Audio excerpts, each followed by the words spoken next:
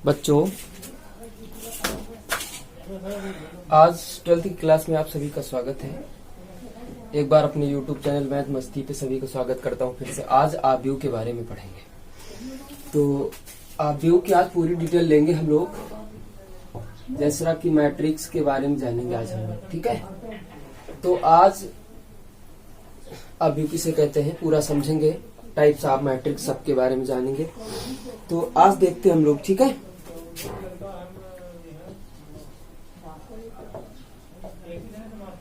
आज तो आव्यूह समझते हैं। तो देखो आव्यूह में होता क्या है, एक सवाल तो आना ही आना, आप 2-3 सवाल आएंगे पेपर, ठीक है, कायदे से समझिएगा। तो कुछ निश्चित संख्याओं को पंक्ति और स्तंभ में रखने की व्यवस्था को ही आव्यूह कहते हैं। क्या कहते हैं? कुछ निश्चित संख्याओं को पंक्ति या स्तंभ में रखने की व्यवस्था को ही आव्यूह कहते हैं। कोई संख्या है, आप मान लीजिएगा, कुछ मान लीजिएगा गणेश, रमेश, यहां लिख लीजिएगा पुस्तक। समझने के लिए इनके पास 5 है, इनके पास 3 है, और यहाँ पे पेन मान लीजिएगा, यानी कलम। क्या मान लीजिएगा? कलम। इनके पास 2 है, इनके पास 1 है। तो पुस्तक को पंक्ति में स्तंभ में रखेंगे। अब यहाँ पे समझेंगे, ये मैट्रिक्स का चिन्ह होता है, आव्यूह का चिन्ह ये होता है। और इसके बाद वाला जो चैप्टर है वहां पे डिटर्मिनेंट यानी सारणिक में चिन्ह केवल ऐसे बनता है, ठीक है। तो उसको छोड़ दीजिएगा अभी। आज यहाँ मैट्रिक्स के बारे में सीख रहे हैं। कैसे रखेंगे? 5, 3, 2, 1। अब यहाँ पे समझते हैं कि पंक्ति किसे कहते हैं, स्तंभ किसे कहते हैं, ठीक। आपकी पंक्ति आपकी ये होती है, पंक्ति कौन सी होती है? ये होती पंक्ति। स्तंभ आपका अभी बता रहे हैं। अब देखो पंक्ति कितनी होती है। पंक्ति को बोलते हैं रो, पंक्ति को बोलते हैं रो। इसको R1 मान लेते, इसको R2 मान लेते हैं। अगर नीचे भी जाता है आगे तो R3, R4, R5 dot dot dot चला जाता है, ठीक। ये बात हो गई। किसे पंक्ति बोलेंगे? इसे पंक्ति बोलते हैं। अब कॉलम किसे कहते हैं? यानी कि स्तंभ, स्तंभ इसको बोलते हैं। कॉलम मीन्स खंभा, C1, C2, C3 ऐसे बोलते हैं, ठीक है। तो हमने क्या बताया कि कुछ निश्चित संख्याओं को पंक्ति और स्तंभ के रूप में व्यवस्थित करने की क्रिया को ही आव्यूह कहते हैं, या व्यवस्थित करना ही आव्यूह कहलाता है, ठीक। अब इसका समझते हैं। ये तो बात समझ में आ गई। अब आओ इसका एक चीज और समझते हैं, आव्यूह का क्रम या कोटि। आव्यूह का क्रम या कोटि, क्रम बोलो या कोटि बोलो, ठीक है। आज दोनों ही समझेंगे हम लोग। तो आव्यूह का क्रम व कोटि समझते हम लोग। तो देखिएगा, क्रम क्या है, कोटि क्या है। देखो इसका एक नियम होता है। सबसे पहले पंक्ति लिखते हैं, गुणा स्तंभ लिखते हैं। क्या लिखते हैं? अब जैसे मान लीजिएगा आपका 2, 3, 4, 5 लिखा है आपका, ठीक। 4, 5 लिखा है आपका। आपसे क्या बताया? आव्यूह का क्रम या कोटि, ठीक। तो पंक्ति गुणा स्तंभ, ठीक। अब पंक्ति का मतलब देखो, पंक्ति कितनी है? 1, 2, 2 पंक्ति है तो 2 लिख देंगे, गुणा चिन्ह लगा। स्तंभ कितने? 1, 2 तो 2 लिख देंगे। अब अगर ये तो अब आपसे पूछा जाए आव्यूह कितने कितने का बना, तो 2 गुणित 2 का आव्यूह बन गया, 2 into 2 आर्डर बन गया, ठीक है, का आर्डर बन गया। अब देखो अगर इन दोनों को आपस में गुणा कर देते, 2 दूनी 4, तो ये आपका क्या दर्शाता है? अवयवों की संख्या, अवयवों की संख्या आपका बताता है। Elements number, number of elements ये बताता है अवयवों की संख्या अगर गुणा कर देंगे। जैसे एक और समझते हैं, 1, 2, 3, 4, 5, 6, 7, 8, 9। अगर आपसे पूछा जाए कि इसका क्रम क्या है, तो आप क्या बताओगे? पंक्ति कितनी पंक्ति रखोगे? तो 1, 2, 3 पंक्ति कितनी है? 3। स्तंभ कितने? 1, 2, 3 3 स्तंभ है। यानी आपसे पूछा जाए कितने क्रम का आव्यूह बन गया, तो आप क्या बताओगे? 3 गुणित 3 क्रम का आव्यूह बन गया है। अगर आपसे पूछा जाए इसमें अवयव कितने हैं, 3 त्रिक का 9, यानी अवयव की संख्या 9 हो गई। बात समझ में आ गई। इतनी बात तो आप लोगों ने समझ ली होगी। ठीक है, अब आगे समझते हैं। ठीक,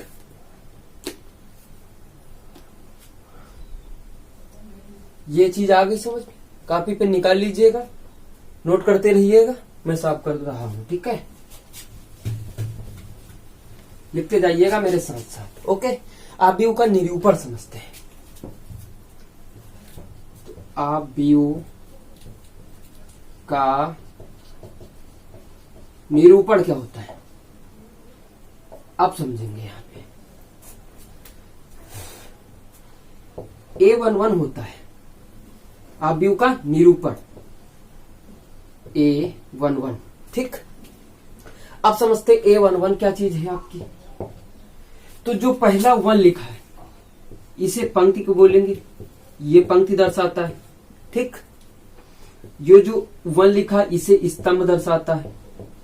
क्या दर्शाता है? स्तंभ दर्शाता है। ठीक, यहां क्या होता है A12। एक क्या हो गया आपका, पहली पंक्ति है, दूसरा स्तंभ, एक स्तंभ है दूसरा स्तंभ। अगर आगे जाओगे तो A13। ठीक है, रुकिए 1 मिनट। तो बच्चों फोन आ गया था, देखते हैं आगे।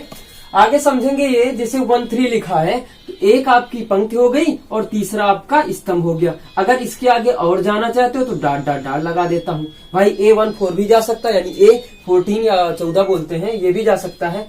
अब यहाँ पे लिखेंगे A21। अब 2 आपका क्या हो गया, पंक्ति, यानी पहली पंक्ति ये हो गई फर्स्ट, ये दूसरी पंक्ति हो गई तो 2 हो गया। 1 का मतलब क्या, पहला स्तंभ दर्शा रहा है। ठीक है, यह क्या कर देंगे 2 1। तो दूसरी पंक्ति है, दूसरी पंक्ति है, पहला स्तंभ, पहला स्तंभ है। दूसरी पंक्ति अब क्या दर्शा रहा है, यहां 2 कर दो तो भैया दूसरी पंक्ति है। देखो दूसरी पंक्ति में जा रहा हूं, स्तंभ कौन सा है, दूसरा ही स्तंभ है।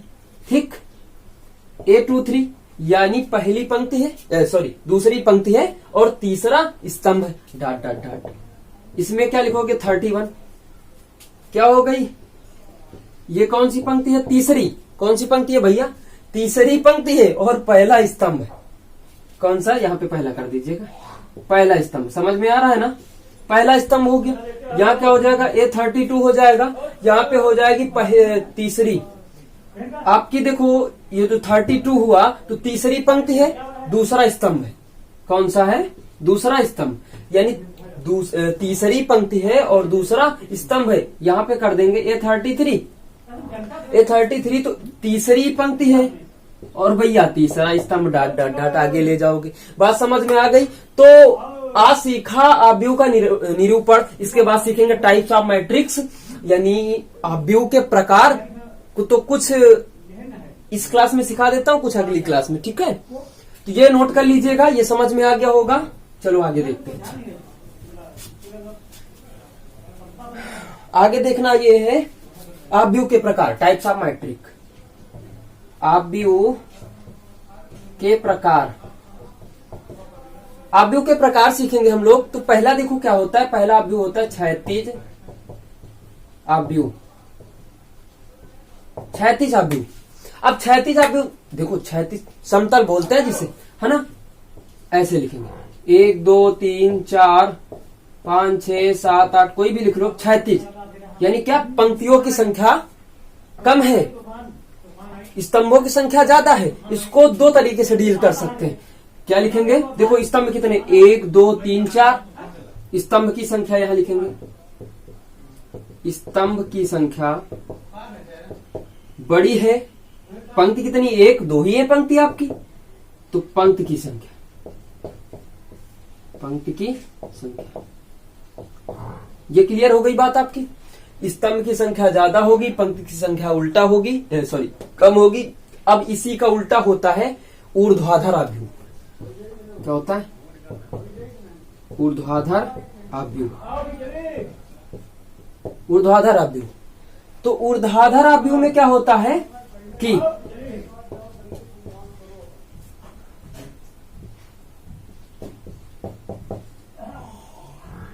अब यहां पे देखिएगा, पंक्ति की संख्या ज्यादा हो गई और जो आपके स्तंभ है, स्तंभ की संख्या कम हो गई। तो यहां क्या लिखेंगे, पंक्ति की संख्या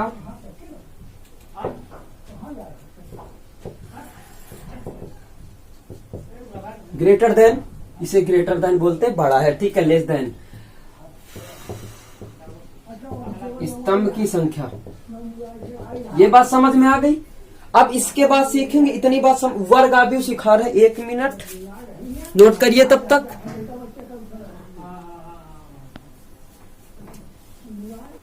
बच्चों नोट हो गया? समझते हैं वर्ग आव्यूह, क्या समझेंगे? वर्ग आव्यूह नोट करते रहिएगा, कॉपी पेन अपना निकाल लीजिएगा, ठीक है। वर्ग आव्यूह, वर्ग आव्यूह, देखो यहाँ हिंदी नहीं पढ़ रहे हो, परिभाषा नहीं याद करनी, ठीक है तुम लोगों को।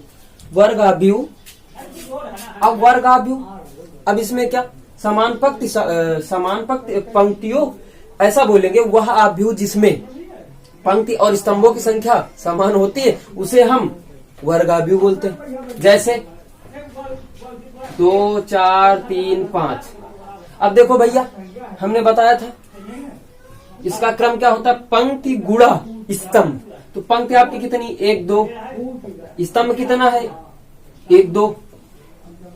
अब देखो इसका पंक्ति और स्तंभ की संख्या बराबर है कि नहीं बराबर? बराबर है, तो आपका कौन सा बन गया, वर्ग आव्यूह। एक और देखते हैं, 1 2 3 4 5 6 7 8 9। अब भैया इसमें देखो, इसमें देखना यह है कि पंक्ति कितनी है, 1 2 3 3, स्तंभ भैया बोलो 1 2 3, तो 3 गुणा 3 ये तो 9 आपके अवयव आ गए।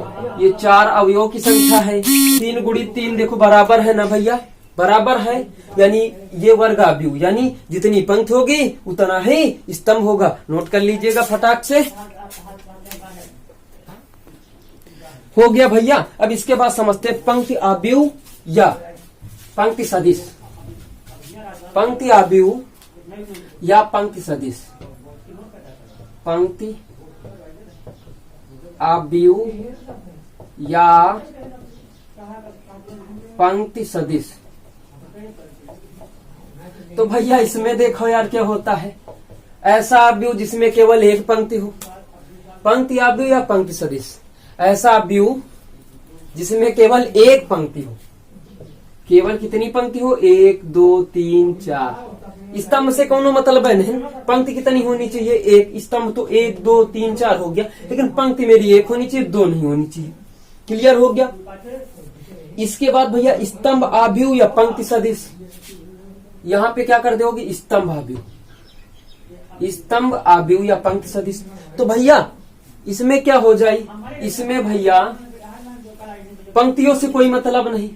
जैसे स्तंभ हो गया आपका एक, ऐसा आव्यूह जिसमें केवल एक पंक्तियों की संख्या, सॉरी स्तंभ की संख्या 1 हो। उसमें क्या था कि पंक्तियों की संख्या 1 थी, इसमें स्तंभों की संख्या 1 है। पंक्तियों से कोई मतलब नहीं, 1 2 3 4 हुए, कोई मतलब नहीं, ठीक है। ये बात समझ में आ गई। उसके बाद देखते हैं भैया शून्य अथवा रिक्त आव्यूह। नोट करते रहिएगा मेरे साथ, सब काम करेंगे आपके। शून्य अथवा रिक्त आव्यूह, तो शून्य अथवा रिक्त आव्यूह, तुम जानते हो यार, आव्यूह में प्रत्येक अवयव शून्य हो उसे रिक्त आव्यूह बोलते हैं। जैसे ऐसा आव्यूह जिसका प्रत्येक अवयव शून्य हो उसे हम शून्य अवयव रिक्त आव्यूह, शून्य आव्यूह या रिक्त आव्यूह बोलते हैं।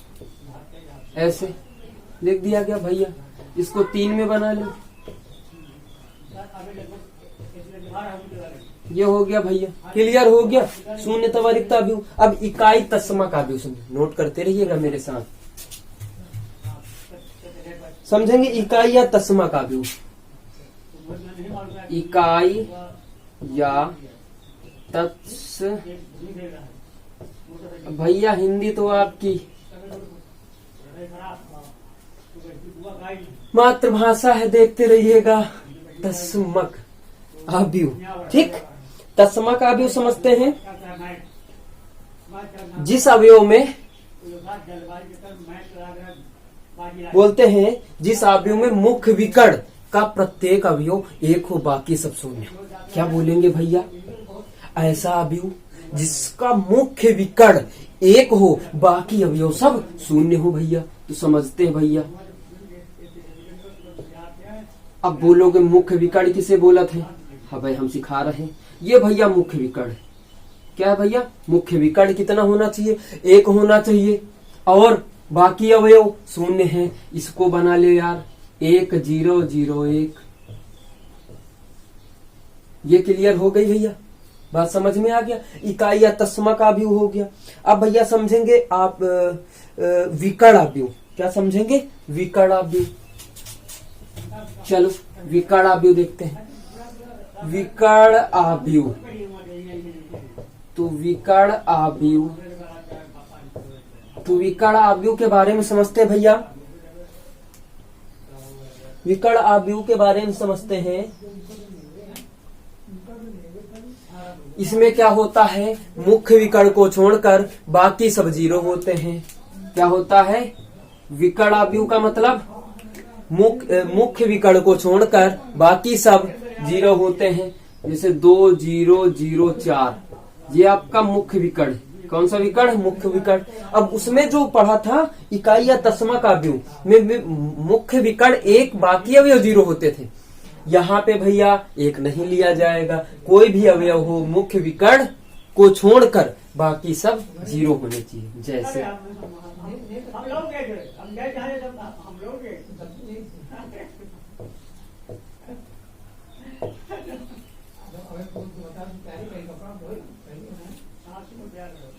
ये देखो हो गया भैया। बात समझ में आ गई कि नहीं आ गई?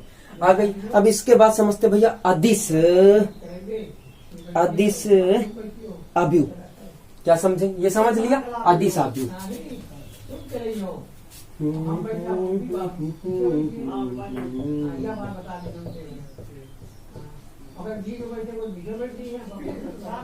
अदिश अवयव, अदिश अवयव में होता क्या कि मुख्य विकर्ण के अवयव समान होते हैं। मुख्य विकर्ण समान होता है। ये देखो